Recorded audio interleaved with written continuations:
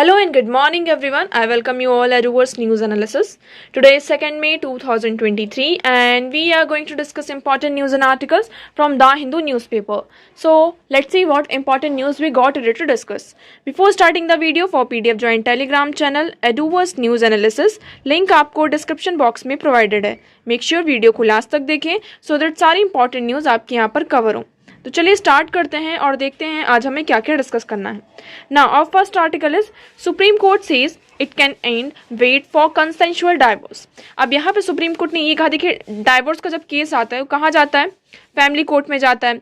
अब इसमें डाइवोर्स में एक्चुअली होता क्या, जैसे कि यहाँ पर कपल्स है, उन्होंने डाइवोर्स के लिए फाइल किया, ठीक है, डाइवोर्स के लिए अप्लाई किया कि हमें डाइवोर्स चाहिए.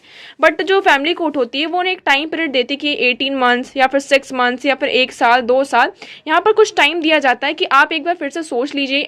जो कपल्स उनको साथ रहने के लिए कहती है कि मे भी शायद उनके जो इश्यूज हैं वो रिजॉल्व हो जाएं और ये जो डाइवोर्स है वो डाइवोर्स ना लें. ओके, तो ये जो टाइम पीरियड दिया जाता है इन्हें, तो इस टाइम पीरियड में इन्हें डिसाइड करना होता है कि दे एक्चुअली वांट डाइवोर्स और नॉट, मतलब कि उन्हें सीरियसली मतलब लिटरली उन्हें डाइवोर्स चाहिए या नहीं चाहिए, या फिर जो छोटे मोटे इश्यूज हैं उनके कारण मतलब कि जल्दबाजी में आकर कोई ऐसा डिसीजन ना ले, क्योंकि मैरिज बहुत बड़ा इंस्टीट्यूशन होता है और डाइवोर्स जैसे चीज़ें होने मतलब पूरी तरीके से वहाँ पर अलग हो रहे हैं. तो यहाँ पे सुप्रीम कोर्ट ने क्या कहा है कि सुप्रीम कोर्ट अपना जो extra ordinary description supreme court को अंडर आर्टिकल 142 यहाँ पर मिला है, ठीक है. तो supreme Court says it can use it's extra ordinary power under article 142.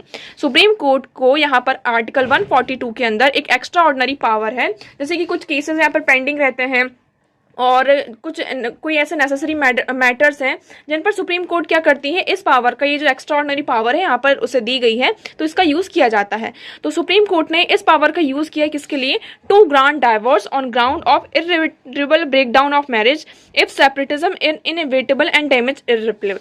तो यहाँ पे कहा है कि अगर जो पर्सन को यहाँ पे जो टाइम पीरियड देना चाहते हैं और पर्सन उस टाइम पीरियड को मतलब 18 मंथ्स का यहाँ पे टाइम दिया जाता है उसको यहाँ पर कंप्लीट नहीं करना चाहते हैं, तो देखिए ये क्या कहा जा रहा है इसमें कि under article 142 of the constitution can be use to do complete justice for couples trapped in better marriage. मतलब कुछ कपल यहाँ पे जो बेटर मैरिज में फंसे हुए हैं. बेटर मैरिज का मतलब यहाँ पर जैसे कि फॉर एग्जाम्पल यहाँ पे पर्टिकुलर कोई कपल है एक्स और वाई और यहाँ पर जो विमेन है उसके साथ बहुत ज़्यादा डोमेस्टिक वायलेंस हो रहा है, डाउरी के लिए उन्हें बहुत ज़्यादा क्या किया जा रहा है, मिसट्रीट किया जा रहा है. और मतलब एक तरीके से तो बेटर ही मैरिज हुई ना, मतलब कि बहुत ही बुरी तरीके से आप उस मैरिज में एनी हाउ फंस चुके हैं. और जब आपने यहाँ पे डाइवोर्स के लिए फाइल किया तो फैमिली कोर्ट ने कहा कि आपको 18 मंथ्स अभी साथ रहना होगा, उसके बाद ही आपका क्या होगा, ये जो डाइवोर्स होगा वो कंप्लीट होगा. ओके, बट सुप्रीम कोर्ट ने ये कहा कि अगर कपल यहाँ पे किसी बेटर मैरिज में फंसे हैं तो सुप्रीम कोर्ट यहाँ पे अपना आर्टिकल 142 के अंदर जो एक्स्ट्रा ऑर्डिनरी डिस्क्रिप्शन यहाँ पे उन्हें मिला हुआ है उसको यूज करेंगे. और यहाँ पे जो 18 मंथ्स और 6 मंथ्स की जो मिजरी इन्हें वेट करना पड़ता है उससे स्पेयर किया जाएगा, मतलब कि कपल्स को वहाँ पे 18 मंथ्स के लिए मतलब वेट नहीं करना होगा. ओके, तो आई होप आपको पूरा एग्जाम ये क्लियर होगा. आर्टिकल यहाँ पे क्या है, अंडर आर्टिकल 142 के अंदर किसके पास पावर है, extra ordinary power supreme court के पास. तो यहाँ पर सुप्रीम कोर्ट क्या कर सकती है, उन्होंने ये अनाउंस किया है कि वो कोई भी मतलब कि जो मैरिज के सॉल्यूशन है, मतलब कि डाइवोर्स के जो केसेस आते हैं और कोई ऐसी बेटर मैरिज है जहाँ पर जो कपल्स हैं वो फंसे हुए हैं, तो वहाँ पर अपना जो डिस्क्रिप्शन है, जो कंसेंट है, वो जस्टिस यहाँ पर प्रोवाइड कर सकती है. ओके, नेक्स्ट मूव करते हैं. नाउ नेक्स्ट आर्टिकल, आप ये पिक्चर देखेंगे, ये कहाँ की पिक्चर है, पवित्रा वाइल्ड लाइफ सेंचुरी की है. कहाँ पर ये पवित्रा वाइल्ड लाइफ सेंचुरी, आसाम में है. सबसे पहला फैक्ट तो आपका ये आ जाता है. और ये कौन सा एनिमल है, 1 हॉर्न राइनो. ओके, तो 1 हॉर्न राइनो आज के टाइम पर अगर हम देखें तो ये जो 1 राइनोज होते हैं 5 टाइप्स के होते हैं. ये इंडियन राइनो है, इन्हें इंडियन राइनो भी कहा जाता है और 1 हॉर्न राइनो भी कहा जाता है. ये मेनली इंडिया में पाए जाते हैं और इन्हें ग्रे राइनोज भी कहते हैं. ओके, अब ये पिक्चर यहाँ पे वाइल्ड लाइफ सेंचुरी की है, यहाँ पे वो अपने काब्स के साथ है. ये वल्नरेबल की कैटेगरी में आते हैं. क्यों, क्योंकि इनकी बहुत ज्यादा चाइना, वियतनाम, जो साउथ एशियन कंट्रीज है, साउथ एशियन जो रीजन है वहाँ पे इनकी पोचिंग बहुत ज्यादा होती है, हंटिंग होती है. इनका जो हॉर्न है और इनका जो स्किन है इसका बहुत ज़्यादा पोचिंग वगैरह की जाती है, जिसके कारण इनका जो नंबर है वो धीरे धीरे क्या हो रहा है, डिक्लाइन हो रहा है, कम होते जा रहा है. तो इनके बारे में हम कुछ फैक्ट्स देख लेते हैं. ये 5 टाइप की स्पीशीज यहाँ पर होती हैं. White and black rhinos in Africa में पाया जाता है. Greater 1 horn rhino Javan Sumatra species ये एशिया में पाई जाती हैं. अगर हम इनका IUCN रेड लिस्ट स्टेटस देखें तो ब्लैक राइनो क्रिटिकली इंडेंजर्ड है. ओके ये मेनली अफ्रीकन स्पीशीज है, 2 अफ्रीकन स्पीशीज है। व्हाइट राइनो ये नियर थ्रेटन में आती है। वन हॉर्न राइनो वल्नरेबल, ये इंडिया में पाए जाते हैं, तो आपको ये याद रखना है। One horn rhino, Javan critically endangered and Sumatra rhino critically endangered, it has gone extent in Malaysia, Malaysia में ये एक्सटेंट भी हो चुके हैं। जो ये ग्रेट वन हॉर्न राइनो है ये सिर्फ इंडिया में पाए जाते हैं। सबसे ज़्यादा स्पीशीज आपको कहाँ मिलेंगी? ये आसाम में मेनली मेजोरिटी में है, वेस्ट बंगाल में भी पाए जाते हैं, और कुछ जो नंबर्स है वो यूपी साइड भी यहाँ पर इनका देखने को मिलता है। ओके तो आप देखेंगे आसाम, वेस्ट बंगाल एंड उत्तर प्रदेश में ये मेनली पाए जाते हैं। ओके थ्रेड्स क्या है इनको? पोचिंग इनकी बहुत ज़्यादा होती है। जो हॉर्न्स हैं इनकी आप देखेंगे, ये राइनोस की जो हॉर्न है इनकी पोचिंग की जाती है। हैबिटाट लॉस हो रहा है, ये एक पर्टिकुलर ग्रास में रहते हैं जिसके कारण यहाँ पे इनका क्या हो रहा है? हैबिटाट लॉस हो रहा है। जो पॉपुलेशन डेंसिटी है उसके कारण इसका इम्पैक्ट पड़ा। जेनेटिक डाइवर्सिटी, यहाँ पे देखिए कुछ प्रोग्राम्स भी लेकर आए गए थे इंडिया में कि जो नंबर है राइनोस का उसको यहाँ पे कंक्लूड करने के लिए यहाँ पे जो इनका जेनेटिक है, जीन है, उसको यहाँ पे आइडेंटिफाई किया जाएगा, उस पर यहाँ पे मतलब रिसर्च की जाएगी और उनका जो नंबर है उसको यहाँ पे आगे फर्दर इंक्रीज करने की बात की गई। तो जेनेटिक की जो डाइवर्सिटी है इनकी वो डिक्रीज हो रही है। अब इंडिया में यहाँ पे वेरियस कंजर्वेशन एफर्ट्स भी लगाए गए हैं जिससे हम क्या कर सके, जो राइनोज हो उनको यहाँ पे प्रोटेक्ट कर सके, उनको कंजर्व कर सके। जैसे कि हमारा क्या इंडियन राइनो विजन था 2020 कि हमें क्या करना है, जो राइनोज का नंबर है उसको 3000 तक, मतलब कि 3000 तक कर देना है। मतलब 2020 तक हम जो राइनोज है, टोटल राइनोज, उसका 3000 तक नंबर कर देंगे। ओके तो जो वेरियस एफर्ट्स हैं हमारी जो गवर्नमेंट है उनके द्वारा लगाए जा रहे हैं ताकि हम क्या कर सकें, जो राइनोज को है उनको यहाँ पे कंजर्व कर सकें। ओके अगर आप देखेंगे तो सिर्फ ये कहाँ Pobitora wild life sanctuary, Rajiv Gandhi Orang national park, Kaziranga national park and Manas national park में टोटल 2614 राइनोज यहाँ पर हैं अभी। तो हमारा टारगेट क्या था? 3000 तक करना है, इसलिए हमारा कौन सा प्रोग्राम आया था? इंडियन राइनो विजन 2020 यहाँ पर आया था। आप कमेंट सेक्शन में बता सकते हैं कि इंडियन गवर्नमेंट ने और क्या क्या मतलब इंडियन गवर्नमेंट ने राइनोज को कंजर्व करने के लिए और क्या क्या प्रोग्राम यहाँ पर लेकर आई है। ओके नेक्स्ट मूव करते हैं।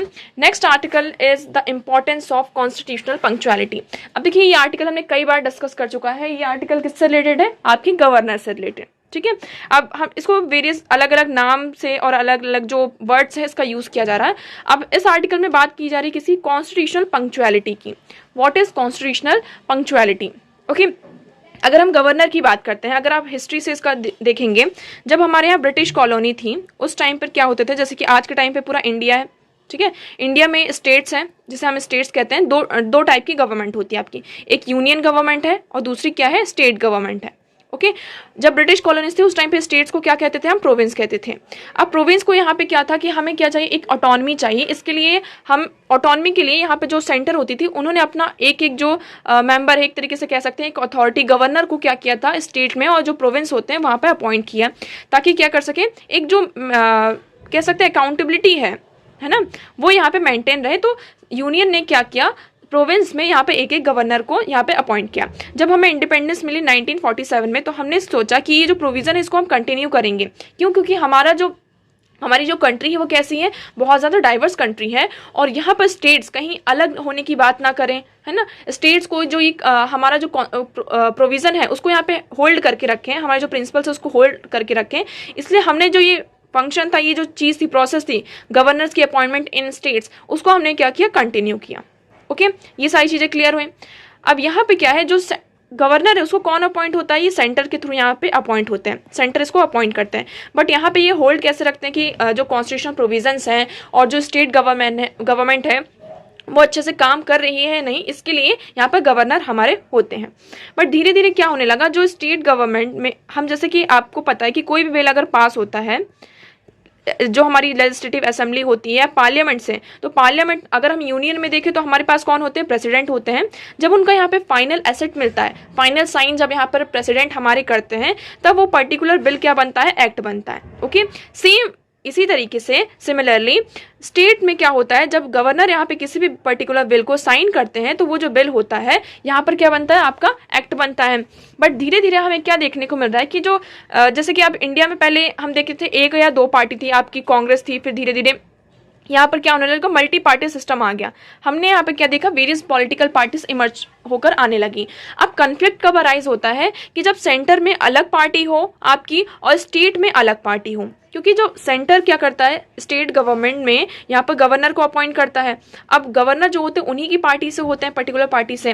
तो यहाँ पर हमें क्या देखने को मिलता है कि अगर फॉर एग्जांपल पर्टिकुलर स्टेट में यहाँ पर XYZ पार्टी है और सेंटर में ABC पार्टी है, और ये जो गवर्नर है वो किससे रिलेटेड है, ABC पार्टी से, सेंटर ने इसे अपॉइंट किया है, ठीक है, और ये पर्टिकुलर XYZ पार्टी में है। तो यहाँ पर क्या होता है, जो पार्टीज के बीच में थोड़ा कन्फ्लिक्ट हो जाता है, जिसकी वजह से जो मेन फंक्शनिंग पर यहाँ पर जो स्टेट की फंक्शनिंग है उस पर इम्पैक्ट हमें दिखाई देता है। अभी आर्टिकल कैसे सामने आया, आर्टिकल सामने आया कि जो वेरियस यहाँ पे आप देखेंगे तमिलनाडु में भी केस आ रहा है, केरल में यहाँ पे केस आ रहा है, महाराष्ट्र में हमने केस देखा, कर्नाटका में केस देखा कि स्टेट असेंबली यहाँ पर बिल पास करती है और उसको यहाँ पर किसके पास भेजा, गवर्नर के पास भेजा, पर गवर्नर जो है उस बिल को अपने पास यहाँ पर मतलब उसमें कोई एक्शन ही नहीं लिया जा रहा पर्टिकुलर बिल को।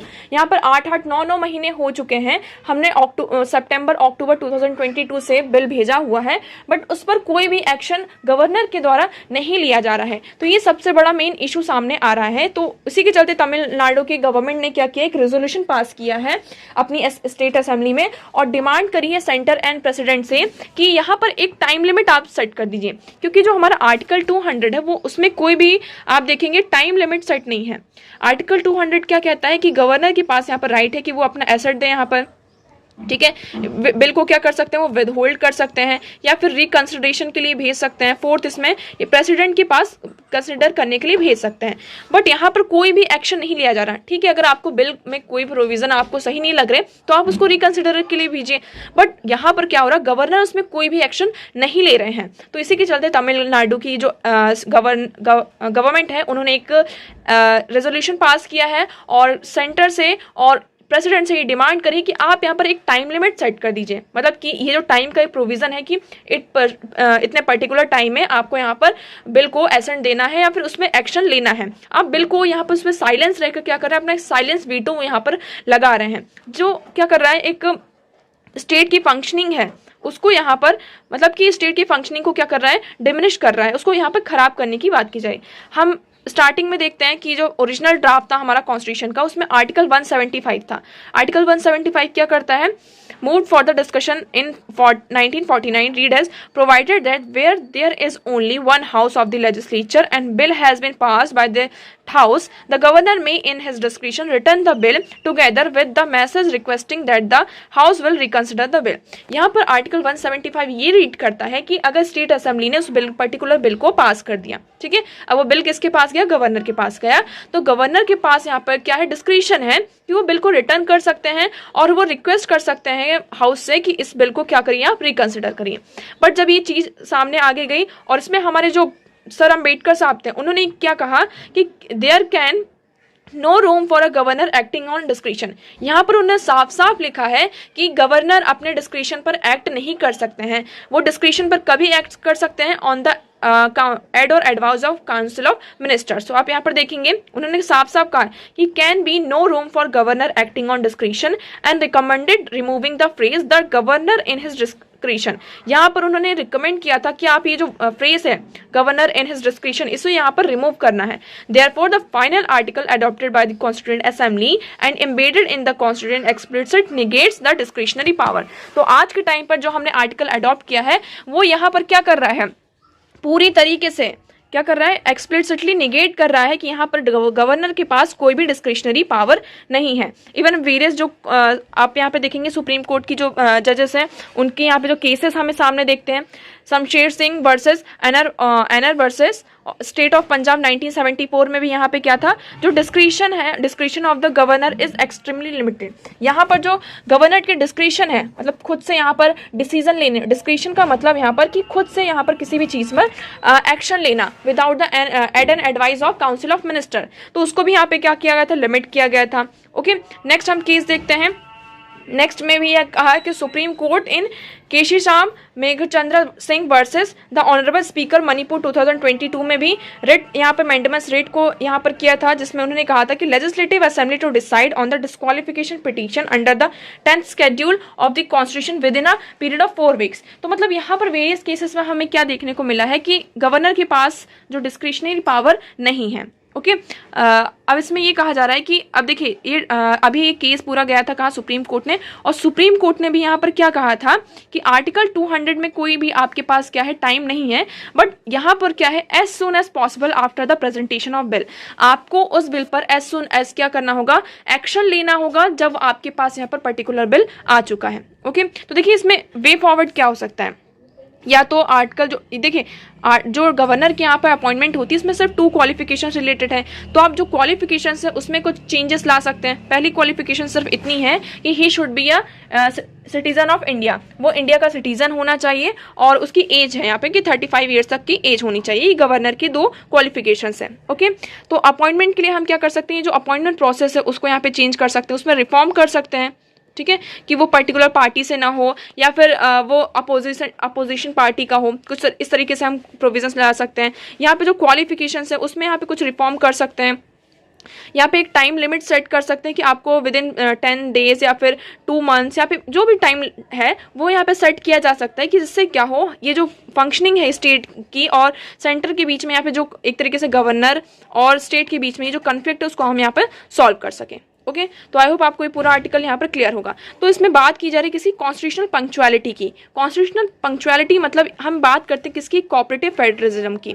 बट ये कोऑपरेटिव फेडरलिज्म क्या हो रहा है, धीरे धीरे डिमिनिश हो रहा है, कम होता हुआ हमें नजर आ रहा, क्योंकि हमें क्या करना है, देखिए स्टेट गवर्नमेंट को और सेंटर को साथ में आकर हमें क्या करना होगा, काम करना होगा। क्योंकि आज के टाइम पर हम क्या बन चुके हैं, एक इंडिया बहुत ही पॉपुलस कंट्री बन चुका है, वर्ल्ड की सबसे ज़्यादा जनसंख्या वाला देश बन चुका है। तो यहाँ पर जो हमारे ह्यूमन रिसोर्स है हमें इसे ह्यूमन डिविडेंड में क्या करना है, हमें इसको डेमोग्राफिक डिविडेंड में कन्वर्ट करना है। ये डेमोग्राफिक कहीं डिजास्टर ना बन जाए, इसलिए हमें यहाँ पर दोनों स्टेट और सेंटर को साथ में आना होगा। हम बात करते हैं किसकी, टूरिज्म की। तो टूरिज्म सेंटर के पास कोई पर्टिकुलर ऐसी प्लेस नहीं है ना जहाँ पे सेंटर का ऑर्डर चलता हो, स्टेट्स ही हैं जहाँ पर सारी टूरिस्ट प्लेस हैं। तो यहाँ पे सेंटर और स्टेट को साथ में आना होगा। हम यहाँ पे बात करते हैं किसी ग्रीन एनर्जी की बात करते हैं, green energy and clean energy की बात करते हैं, रिन्यूएबल एनर्जी की बात करते हैं। तो हर एक सेक्टर में क्या है, सेंटर और स्टेट को यहाँ पर साथ में आकर काम करना होगा। बट अगर इस तरीके के कन्फ्लिक्ट हमारे बीच में चलते रहे तो क्या होगा, हम यहाँ पर जो हमारे ये टारगेट्स हैं, हमने SDG गोल जो हमारे हैं कि हमें ये अचीव करना है, तो हम इनको अचीव नहीं कर पाएंगे। ओके, तो आई होप आपको ये पूरा आर्टिकल यहाँ पर क्लियर होगा। नेक्स्ट मूव करते हैं। Now next article is government bans 14 apps in Jammu Kashmir sites used by terror groups। यहाँ पर गवर्नमेंट ने क्या है, जम्मू कश्मीर में 14 ऐप्स को बैन किया है।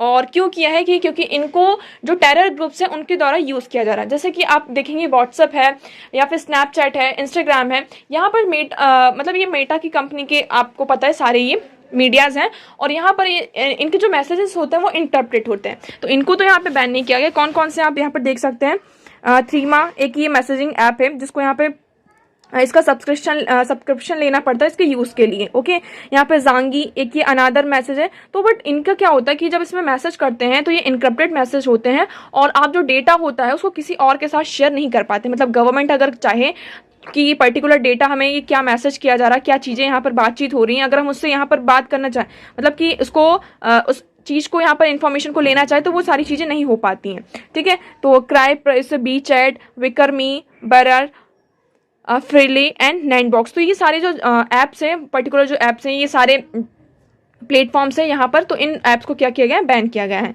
तो most of the applications are communicable platform that allow encrypted messaging.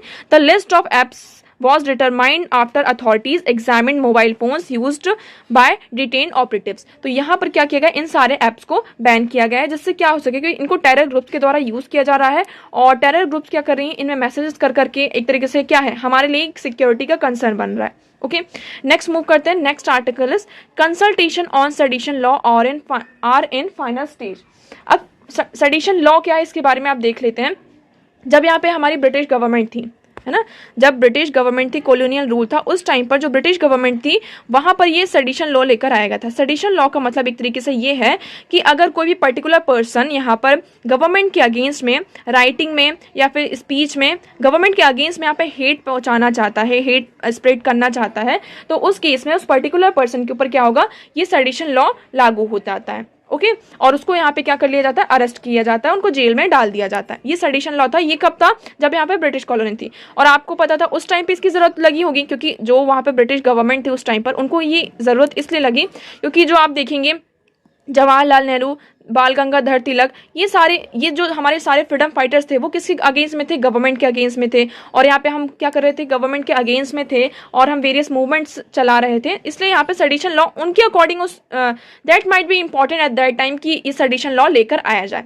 But हमने यहाँ पे क्या करी, 1947 में हमें इंडिपेंडेंस मिल गई और ये जो सेडिशन लॉ है स्टिल अगर हम देखें इंडिया में अभी ये है, ठीक है। सेडिशन लॉ आईपीसीसी जो सेक्शन हमारा है, आईपीसी सेक्शन 124 क्लॉज ए, ये क्या करता है, हमारा सेडिशन लॉ के बारे में बताता है कि हमारे इंडिया में क्या भी सेडिशन लॉ है। ओके तो इसमें यही है कि सेडिशन लॉ के अंदर आप क्या कर सकते हैं, केस को रजिस्टर कर सकते हैं। बट हमने यहाँ पे देखा कि कई बार ये जो सेडिशन लॉ है इसका बहुत ज़्यादा गवर्नमेंट के द्वारा अब मिसयूज़ किया जा रहा है। मतलब कि कोई भी पर्टिकुलर पर्सन है वो गवर्नमेंट के अगेंस्ट में कुछ बोल रहा है, कोई भी जर्नलिस्ट है अगर वो पर्टिकुलर गवर्नमेंट के अगेंस्ट में कुछ बोल रहा है तो उन्हें सेडिशन लॉ के अगेंस्ट में क्या किया जा रहा है, उन्हें जेल में डाला जा रहा है। इसी के चलते यहाँ पे सुप्रीम कोर्ट ने क्या किया, लास्ट ईयर आप देखेंगे मई 2022 में सुप्रीम कोर्ट ने क्या किया कि आप हमें क्या करना होगा, सेडिशन लॉ जो है उसे यहाँ पे कंसल्टेशन की जरूरत है, कंसल्टेशन की जरूरत है। और जब तक यहाँ पर सेडिशन लॉ पूरी तरीके से इसमें कंसल्टेशंस नहीं होती हैं, इसकी अभी हम फाइनल स्टेज पर हैं, आज के टाइम पर हम देख रहे हैं, तो मतलब सेंटर को क्या करना होगा, अब इसमें कंसल्ट करना होगा कि सेडिशन लॉ रियली यहाँ पे ज़रूरी है हमारे लिए या नहीं। इंडिया में, पाकिस्तान में अगर आप देखेंगे तो सेडिशन लॉ को क्या कर दिया गया है, हटा दिया गया है। उन्होंने ये कहा कि उनका जो आर्टिकल 19 है, आप देखेंगे पाकिस्तान का आर्टिकल 19 भी यही कहता है क्या, freedom of speech and expression. तो उन्होंने ये कहा कि जो article 19 freedom of speech and expression है उसको वॉलेट करता है, इसलिए हम सेडिशन लॉ को क्या कर रहे हैं, हटा रहे हैं।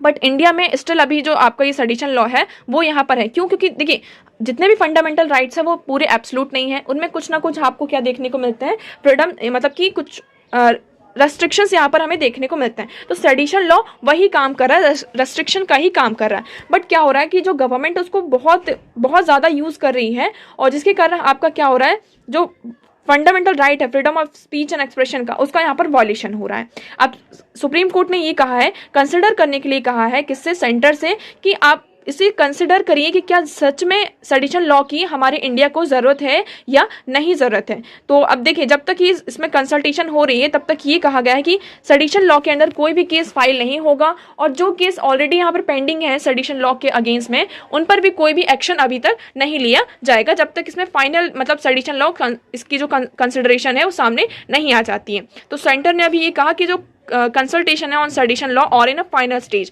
ये जो अभी कंसल्टेशन चल रही है वो फाइनल स्टेज पर पहुंच चुकी है। अब फर्दर हम देखते हैं आगे इसमें क्या निकल कर आता है। नेक्स्ट मूव करते हैं। Next article is India leads in laundering Russian oil and selling to Europe reports. अब यहाँ पे एक रिपोर्ट आई है जिसमें ये हो रहा है कि देखिए आप सभी को पता है रशिया यूक्रेन वॉर चल रहा है, ठीक है। इसके कारण जो वेस्ट है और जो जितने भी यूरोपियन कंट्रीज हैं उन्होंने क्या किया, रशिया के ऊपर सैंक्शंस लगाए, ठीक है।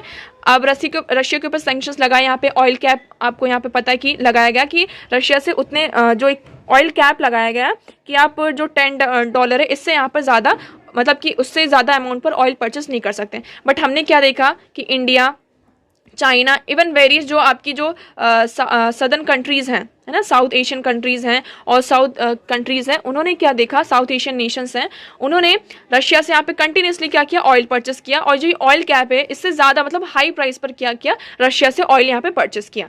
अब यहाँ पे इंडियन कंपनीज क्या हो रही, मतलब इंडिया ऑयल तो रशिया से परचेस किया, अब ये ऑयल कहाँ गया, रिफाइनरी में गया और इसके जो बाय प्रोडक्ट्स हैं वो बनकर आए और इनको इम्पोर्ट किया जा रहा है कहाँ, यूरोप में, ठीक है। तो एक तरीके से आप देख रहे हैं रशिया से यूरोपियन कंट्रीज ने रशिया के ऊपर सैंक्शंस लगाए, ठीक है, सैंक्शंस लगाए। बट इंडिया, चाइना, जो अदर कंट्रीज है उन्होंने सैंक्शंस को नहीं माना और कंटिन्यूसली हम क्या कर रहे हैं, रशिया से यहाँ पे ऑयल परचेस कर रहे हैं, हम कंटिन्यूसली ऑयल परचेस कर रहे हैं। और ऑयल के जो यहाँ पर जो क्रूड ऑयल और पेट्रोलियम ऑयल के जो बाय प्रोडक्ट्स हैं हम इनको यहाँ पर बनाकर इसका एक्सपोर्ट कहाँ कर रहे हैं, यूरोपियन कंट्रीज में। तो इसमें यही रिपोर्ट आई है कि इन्होंने कहा कि India leads 5 countries named as laundromat countries that buy Russian oil and sell processed products to European countries. तो इसमें यही कहा है कि देखिए लॉन्ड्रोमेट कंट्रीज इसे कहा है कि यहाँ पे कुछ कंट्रीज हैं जो सैंक्शन लगा हुआ है रशिया के ऊपर, आप उससे ऑयल परचेस कर रहे हैं। तो एक तरीके से क्या है, पहले क्या होता था, यूरोपियन कंट्रीज डायरेक्टली यहाँ पर जो प्रोडक्ट्स होते थे, प्रोसेस प्रोडक्ट्स होते थे, उनको यहाँ पर रशिया से परचेस करती थी। बट जब से ये वॉर चला है, रशिया के ऊपर सैंक्शंस लगा है, तो अब यहाँ पे रशिया से ये जो प्रोडक्ट्स हैं इनको परचेस नहीं किया जा रहा, उसका इंपोर्ट नहीं किया जा रहा यूरोपियन कंट्रीज के द्वारा। तो अब ये क्या हो रहा है, इंडिया से अब ये क्या कर रहे हैं, ये जो प्रोसेस्ड प्रोडक्ट्स हैं उनका क्या किया जा रहा है, इंपोर्ट किया जा रहा है यूरोपियन कंट्रीज के द्वारा। तो इसी के चलते यहाँ पे कहा कि इंडिया क्या कर रहा है, इंडिया क्या बनता जा रहा है कि लॉन्ड्रोमेट कंट्रीज में यहाँ पर आ रहा है कि highest global consumer of sea borne Russian crude for 5th month. हम यहाँ पे एक तरीके से हमने सऊदी अरेबिया को भी क्या कर दिया, पीछे कर दिया है। पहले सऊदी अरेबिया से हम सबसे ज़्यादा ऑयल लेते थे, अब आज के टाइम पर आपका पहले नंबर पे कौन आता है, इराक आता है, और उसके बाद रशिया आता है। ओके, तो यहाँ पर आपको यहाँ पर समझ में आएगा। तो हमने ये जो ऑयल कैप लगा था उसको भी हमने नहीं माना। इवन दो वेरियस कंट्रीज हैं, आप देखेंगे ऑस्ट्रेलिया, जापान, वो भी यहाँ पर क्या है, इसमें इंक्लूडेड हैं। ओके, नेक्स्ट मूव करते हैं।